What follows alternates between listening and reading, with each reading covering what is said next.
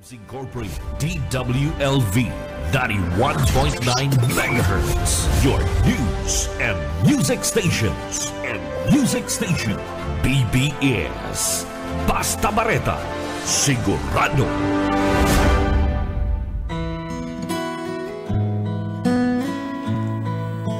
Muli po, magandang umaga sa lahat. Nandito naman po tayo sa ating programang Biyaya sa Pagkaaga. 91.9 WFM. Ang niyo pong lingkod si Pastor Tito Riboriano, makakasama po niyo muli sa programang ito. Sa ating pasimula, tayo po ay manalangin.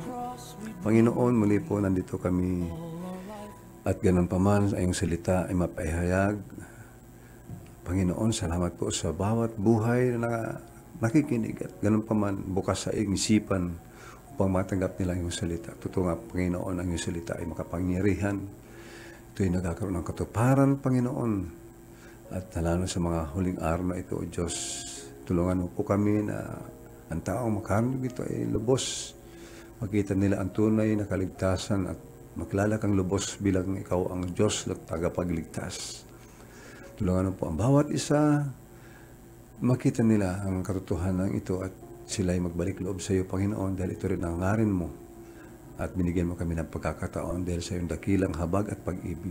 Muli po, Ama, sa umagang ito, ikaw po, Ama, magbigay sa amin ng lubos na karunungan, kaalaman upang makita po namin ang kapangyarihan ng iyong salita. Ito'y kumilo sa aming mga buhay. Salamat po muli. Ito po tayong dalangin sa pangalan ni Jesus. Amen.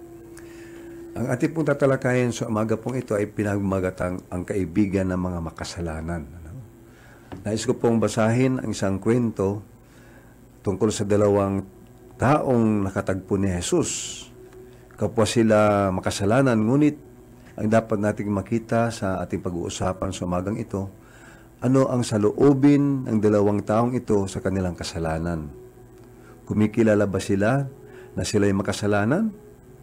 Nakita ba nila ang kanilang pangangailangan para sa tagapagligtas na si Jesus? So, nais ko po buksan ang ating programa sa babasahin ko po sa Aklat ng Lucas, Kapitulo 7, versikulo 36 hanggang 50. Ito po ang sinasabi. Inanyayahan si Jesus ng isang mga Pariseo upang makasalo niya. Pumunta naman siya sa bahay nito at dumulog sa hapag. Sa bayang iyon may isang babaeng makasalanan. Nabalitaan niyang kumakain si Jesus sa bahay ng Pariseo, kaya't nagdala siya ng pabangong nasa sisidlang alabastro. Lumapit siya sa kalikuran ni Jesus sa gawing paanan. Umiyak na binasa niya ang kanyang mga luha, ang mga paa ni Jesus. Pinunasan niya ng kanyang sariling buhok, hinalikan at binuhusan ng pabango ang mga paa nito. Nang ito'y makita ng Parisiyong nag-aanyaya kay Jesus, nasabi nito sa sarili, kung totoong propeta ang taong ito, dapat alam niya na ang babaeng humahawak sa kanyang paa ay isang makasalanan. Bilang tugon sa iniisip ni Simon, sinabi ni Jesus, Simon, may sasabihin ako sa iyo. Ano po iyong guro? Sagot niya. Sinabi ni Jesus, may dalawang taong may utang sa isang mapagpapahiram ng pera. 500 salaping pilak ang inutang ng isa at 50 salaping pilak naman sa ikalawa. Nang hindi sila makabayad, kapwa sila pinatawad. Ngayon, sino kaya sa kanila ang higit na nagmamahal sa pinagkautangan?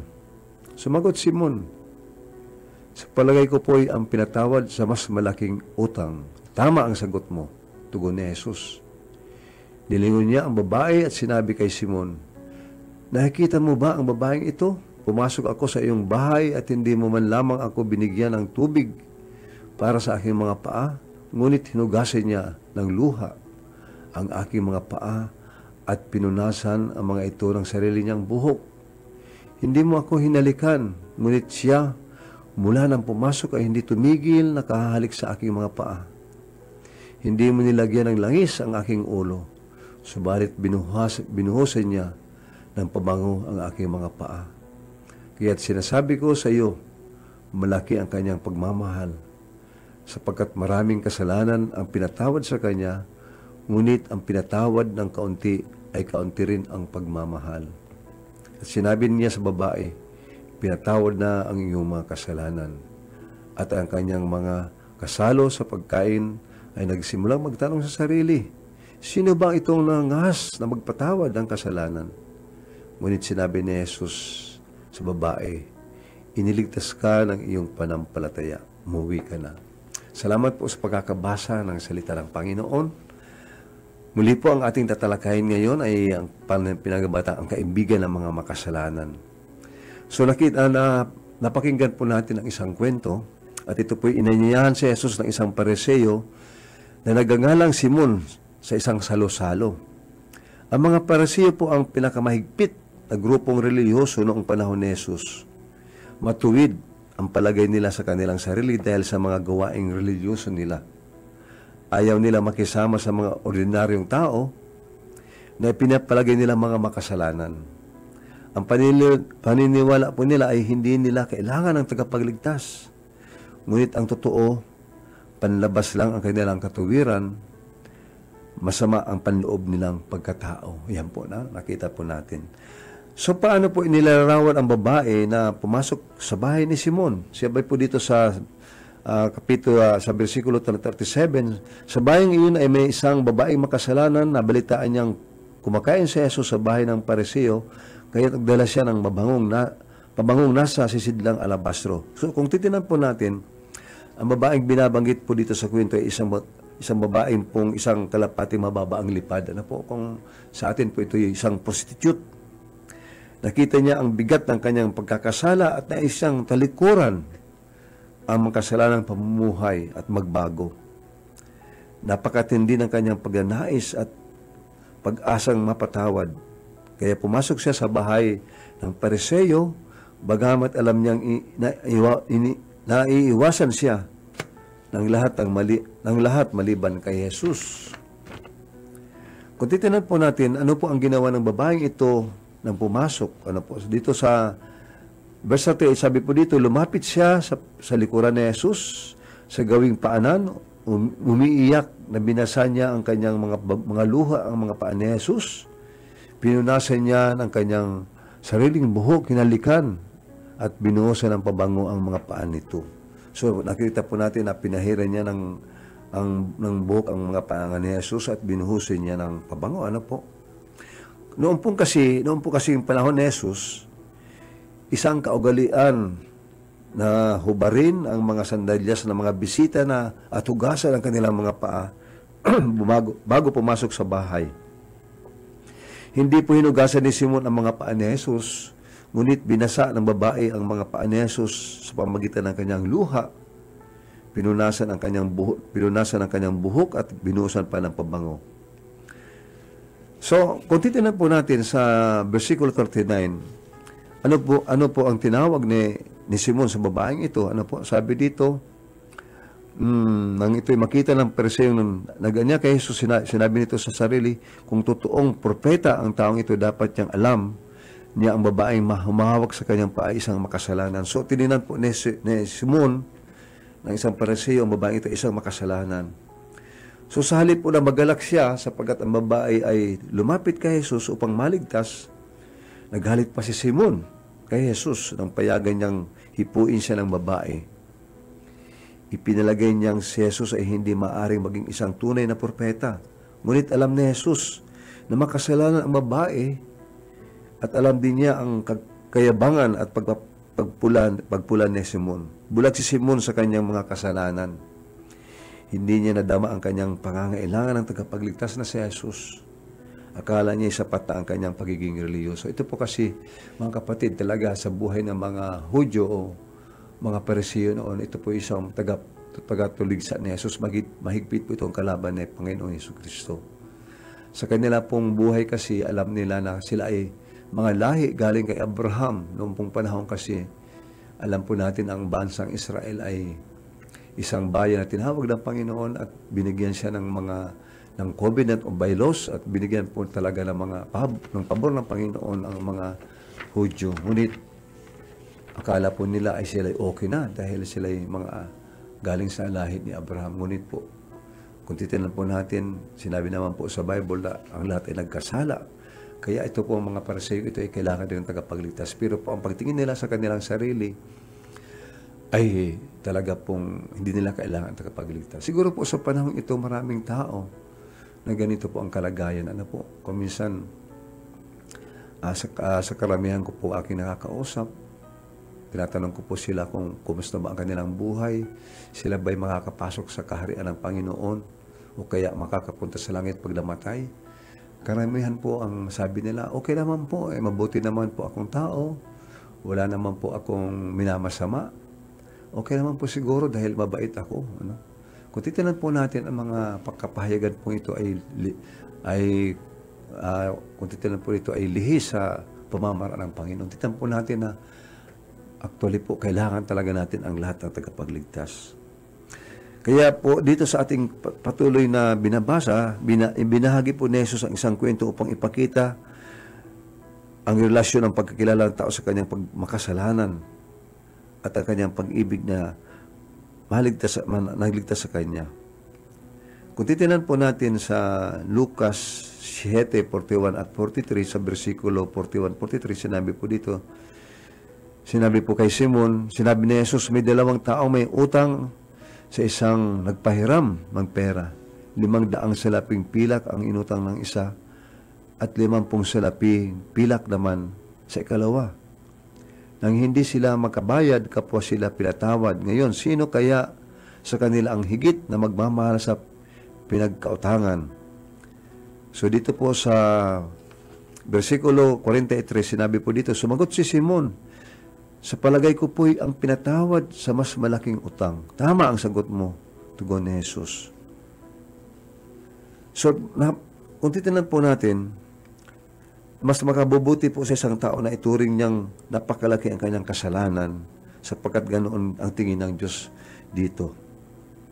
Kung alam ng tao kung gaano kalaki ang kanyang kasalanan, lalo niyang papasasalamatan ang kapatawarang nakamtan niya.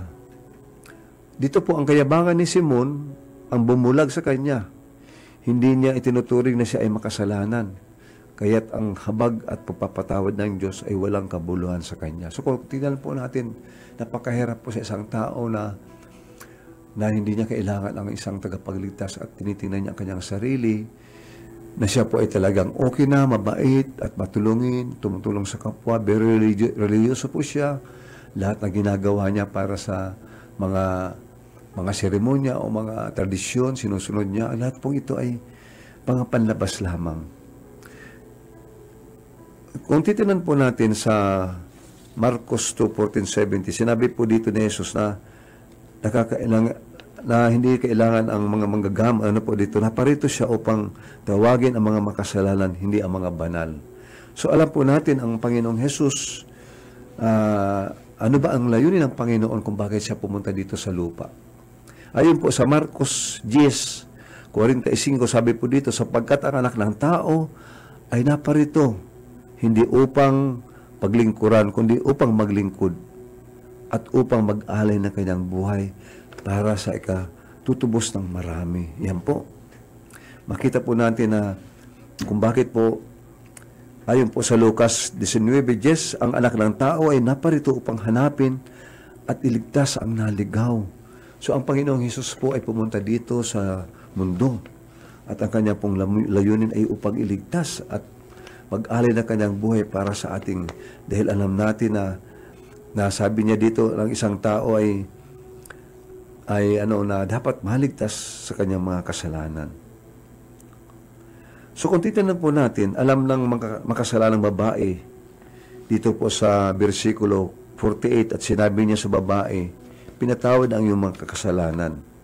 Alam ng babae po na ang babaeng ito ay makasalanan, siya may sakit na nangailangan ng mga gamot na si Jesus.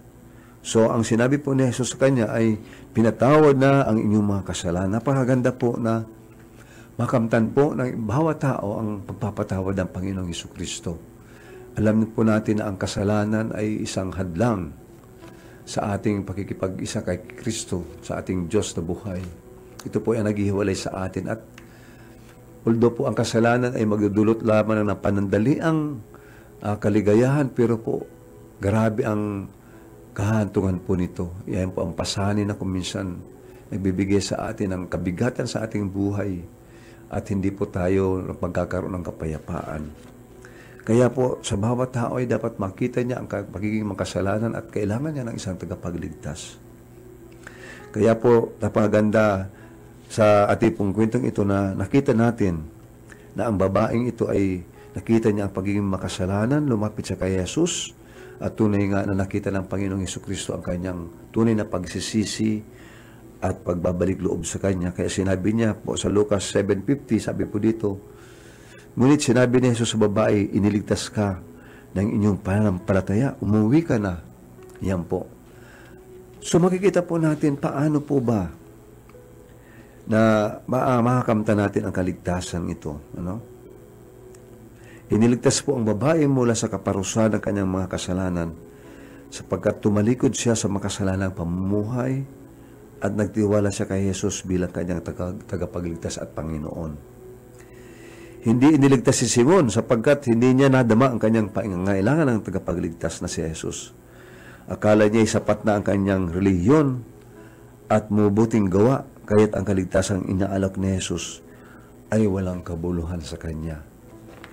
Mababasa po natin sa Efeso chapter 2 verse 8 and 9. Ano po? Paano po matatamo ng tao ang kaligtasan? Ito po, babasahin ko po sa inyo ang Efeso chapter 2 verse 8 and 9. Sabi po dito, sapagkat dahil sa kagandahang loob ng Diyos, kayo ay naligtas sa pamamagitan ng pananampalataya. At ito'y kaloob ng Diyos at hindi mula sa inyong sarili. Hindi ito bunga ng inyong mga gawa, kaya't walang dapat may pagmalaki ang sino man. So kung makikita po natin ang pamamaraan ng Panginoon, ang kaligtasan po ay ginawa ng Diyos. Siya po mismo ang nagplano nito. Kaya po dito, sinasabi po dito sa Efeso 2:8, dahil sa kagandahang loob ng Diyos, kayo ay naligtas sa pamamagitan ng inyong pananampalataya. So, ang makakapagligtas po sa atin ay ang pagtitiwala kay Hesukristo. Doon po sa mabuting balitang ito na kung saan si Jesus ay namatay, siya po ay inilibing, nabuhay na muli, at uminakyat sa langit at muling babalik. Ang pananampalataya po, ang pagtitiwala lamang kay Jesus makakapagligtas. Hindi po ito galing sa atin, hindi po ito sa ating mga ginagawang mabuti, at hindi po ito sa pagiging matulungin o kaya mga reliyosong gawain ang makakapagligtas po sa atin. Maliwanag po ito, ang kaligtasan ay hindi po natin pwedeng gawin. Maliwanag po na ang kaligtasan ito ay ginawa na ni Jesus. So kung titinan po natin sa mga talatang ating nabasa, ang tao po ay hindi naligtas mula sa kaparusahan ng kanyang mga kasalanan sa pamagitan ng mga gawa, kundi sa pamagitan ng kanyang pananalig kay Hesukristo lamang. Ang ugat ng kaligtasan ay pananalig kay Jesus at bunga ng kaligtasan, at ang bunga ng kaligtasan ay mabubuting gawa. So, ibig pong sabihin, hindi naman po masasayang ang ating pong mabubuting gawa. Ang mabubuting gawa po ay bunga lamang ng kaligtasan. Ibig pong sabihin, naligtas na tayo, binago na at tumalikod na tayo sa ating mga kasalanan, binago na tayo ng Panginoon. Kaya bunga po nito ng ating kaligtasan ay paggawa po ng mabuti. Diyan po dapat natin ilagay ang tunay na pagkakilala. So kung lubos po natin makikita sa ating pong pinag-uusapan kayo ang kaibigan ng mga makasalanan, maliwanag po na si Jesus. Sino ba si Jesus? Ano po? Napakaganda po makita natin na kaya nga po sa panahong ito, nakita po natin na siya po dumating sa takdang panahon. Ano po? Ang Panginoong Jesus ay Diyos nagkatawang tao, pumunta dito sa lupa at maliwanag po ang kanyang layunin upang iligtas. Naparito ang anak ng tao upang hanapin at iligtas ang mga naligaw. At alam po natin na lahat ng tao ay mga makasalanan.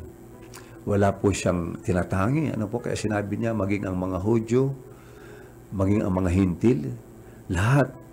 Maliwanag po ang sinasabi sa Roma 10:3 sapagkat lahat ay nagkasala at walang sino makarapat dapat sa paningin ng Panginoon. At napakahirap din po dahil ang kasalanan po ay mayroong kabayaran. Ano po, ang kabayaran ng kasalanan ay kamatayan. Ito po ay walang hanggang pagkahiwalay sa atin na magpawalang hanggan sa Panginoon. Ito ay pagkakahiwalay sa atin. Ngunit salamat dahil binigyan pa po tayo ng pagkakataon na tayo ay manumbalik sa Panginoon. Kaya ito po ang ating natalakay ngayon. Sabi po natin ang kaibigan ng mga makasalanan ay ito po mismo si Jesus. At mahal niya ang mga makasalanan at namumuhi lang siya sa kasalanan. Kaya dapat tayo magbalik loob sa Panginoon. Kaya po maliwanag po dito sa Marcos kapitulo 1, 15 sinabi niya, dumating na ang takdang panahon. Malapit na maghari ang Diyos. Kaya magsisi na kayo at talikuran ang inyong mga kasalanan. Paniwalaan ninyo ang magandang balita. Yan po mismo ang tungkulin ng layunin ng Panginoon kung bakit pumunta po dito siya sa lupa ay ipahayag ang malapit ng pagdating ng kaharian ng Diyos. At ito na po, nandito na ngayon sa atin ang paghahari ng Panginoon. Alam niyo po, ang kaharian ng Panginoon ay pinahayag na ng Panginoong Yesus. Ay ang paghahari po ng Panginoon, ang kaharian ng Panginoon ay naghahari na sa ating buhay. At lalo na sa pagdating ng araw ng takdang panahon, maghahari po ang kaharian ng Diyos na kung saan ang Panginoong Yesus ay siya ang magiging hari natin. So kung ibig po sabihin, makakaptan na ng tao ang pangakong ito ng Panginoon. Ang paghahari ng Diyos, ang kaharian ng Diyos ay nasa atin na po. Once po magtiwala tayo sa Panginoong Hesukristo, magtiwala tayo sa mabuting balita, magbalik loob tayo sa Panginoon sa pamagitan ng pagsisisi, pag-aamin na tayo makasalanan, at paghihingi ng kapatawaran. Ora mismo po ay ibibigay sa atin ng Diyos ang kaligtasan ito at siya'y pumananahan sa atin. So, ang paghahari ng Diyos ay nasa atin na pong buhay. Si Jesus na po ang nagiging driver ng ating buhay. Siya na po ang nagkokontrol ng ating buhay. Ito po yung kasi ang tunay na pagsisisi at pagtatalikod sa mga kasalanan ay tunay na pagsuko ng ating buhay at ipinagkakatiwala po natin sa Panginoong Jesus na siya na po ang kumilo sa ating buhay. Yan po, siya na po ang driver o piloto ng ating buhay. Kaya po sa panahon ito, patuloy pa rin na nag-aanyaya ang Panginoong Jesus. Alam naman natin na hanggang ngayon ay bukas pa rin ang kanyang habag, pagpapatawad. Kaya ito po yung pagkakataon sa mga tao na makita niya na kailangan niya ng tagapagligtas.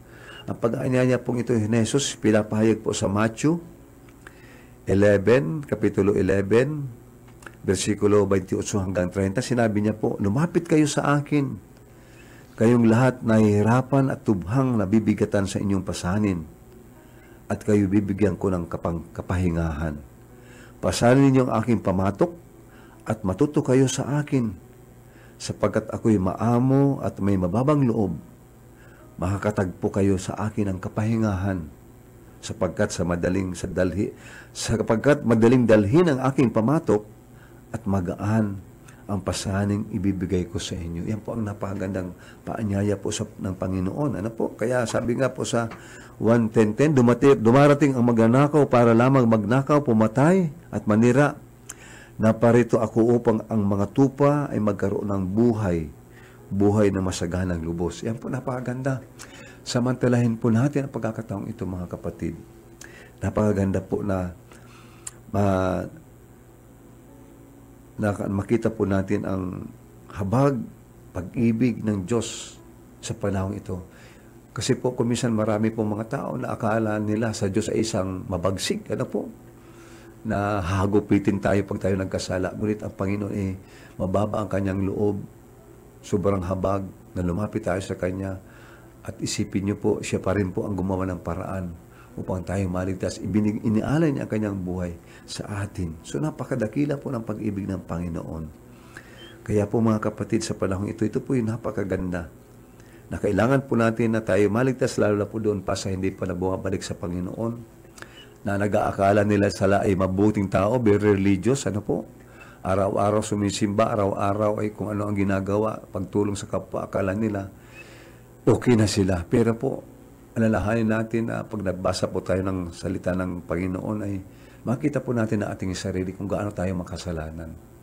At ito po ay dapat mag-udyok sa atin. Dapat tayong sumbatan ang ating magiging makasalanan at lumapit tayo sa Panginoon. At hindi po maghihinayang tayo dahil sigurado po na sinabi ng Panginoon na oras na ipahayag natin ang ating mga kasalanan, tapat siya at makatarungan, lilinisin niya tayo sa lahat ng ating kalikuan. Yan po ibig sabihin, napakaganda na. Sabi nga po sa pangalawang Korinto 5:17, sabi nga na ang tao po ay panibagong tao na. Sabi dito, ang sino mang naka-Kristo ay binago na ng Panginoon. Sa dati niyang pagkatao, siya ay bago na. Yan po. So, napakaganda po na lumapit tayo sa Kanya at hindi po tayo mag-alinlangan. Bukas, mahal ni Jesus ang mga makasalanan at kaibigan ng mga makasalanan. Ngunit ang tama lang pong sabihin natin na tayo lumapit sa Kanya. Mga kapatid, napakaganda po samantalahin natin pagkakataong ito. Kaya napakagandang bukas ang puso, bukas ang Panginoon na tayo lumapit sa Kanya upang makamtan natin ang kapatawaran. Tayo po ay maligtas sa kaparusahan ng kasalanan. So, ngayon mga kapatid, muli, salamat po sa bawat isa. Marami pong dapat nating alalahanin. Kaya po kung mayroon tayong Bible, basahin po natin ang salita ng Diyos. Alam natin na ito yung love letter sa atin. At lubos natin makilala natin ang Panginoon. Lalo natin makilala ang Diyos nating puno ng pag-ibig at habag. At hindi po siya naghihimagod sa pag-akay sa atin upang tayo manumbalik sa Kanya. Iyan po ang paanyahin niya palagi. Bukas sa bawat araw habang tayo nabubuhay pa dito sa mundo, samantalahin natin kasi oras na tayo'y pumanaw na hindi tayo nakipagsundo sa Diyos, tayo po yung lugi.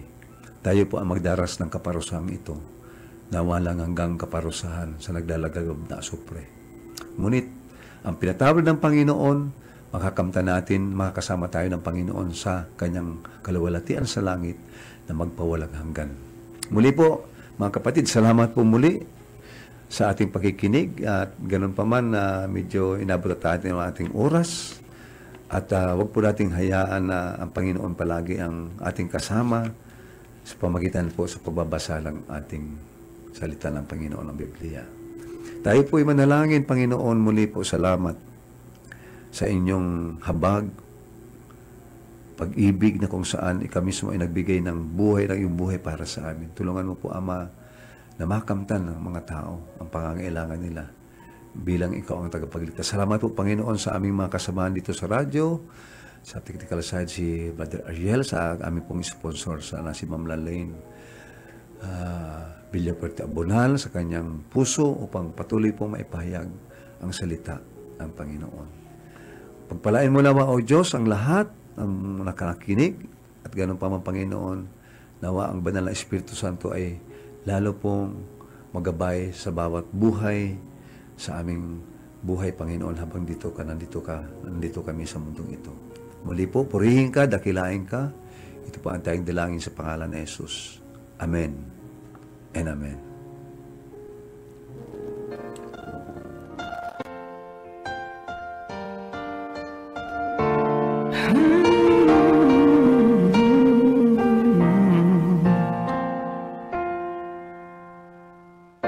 Wala akong ibang itataas kung hindi ikaw, Panginoon. Wala akong ibang sasambahin ng oras ko at panahon.